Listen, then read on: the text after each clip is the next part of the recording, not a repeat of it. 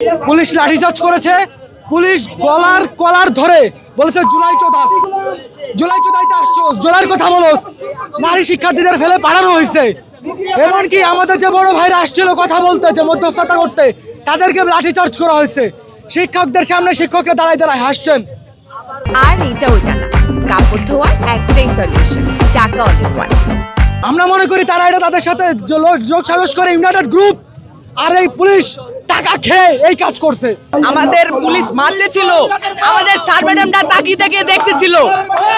আমরা যাদেরকে অভিভাবক মনে করি তারা অলরেডি আমাদেরকে বহিষ্কার করে প্রমাণ করে দিয়েছেন যে তারা আমাদের অভিভাবক না। আমরা ইউজিসিতে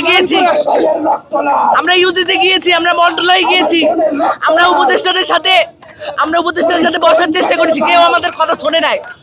আজকে আমাদের শিক্ষকদের সামনে আমাদের উপরে হামলা করা হয়েছে, তারা দাঁড়িয়ে দাঁড়িয়ে দেখছে।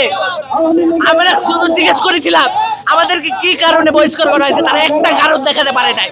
আমাদের উপরে এভাবে হামলা করা হয়েছে। পুলিশরা আমার মা বাবাকে অকথ্য ভাষায় গালাগালি করেছে।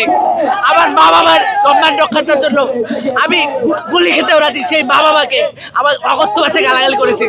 তারা বলেছে জুলাই চোরাস, রাস্তায় এসছে, রাজপথে এসে জুলাই চোরাস। আমাদেরকে বলে রাজপথ চোরাস, সংগ্রাম চোরাস, এইভাবে বলে আমাদের উপরে অতর্কিতভাবে হামলা চালানো হয়েছে। আমাদের ভাই রক্তাক্ত হসপিটালে অথরিটি দাঁড়াই দাঁড়াই দেখছে, স্যার ম্যাডামরা দাঁড়াই দাঁড়াই দেখছে। এটাতে স্পষ্ট এই হামলার বিরুদ্ধে ইউনাইটেড গ্রুপের স্পষ্ট ইন্ধন আছে, কারণ আমরা জানতে পেরেছি গতকালকে এই পুলিশ বাহিনী আমাদের ক্যাম্পাসে এসেছিল, কিন্তু আমাদের ক্যাম্পাস অফ ছিল। আমরা খবর পেয়েছি কারণ আমরা ক্যাম্পাসের আশেপাশে থাকি। আমরা দেখেছি ক্যাম্পাসে পুলিশরা গিয়েছিল। এই হামলা পরিকল্পিতভাবে হামলা।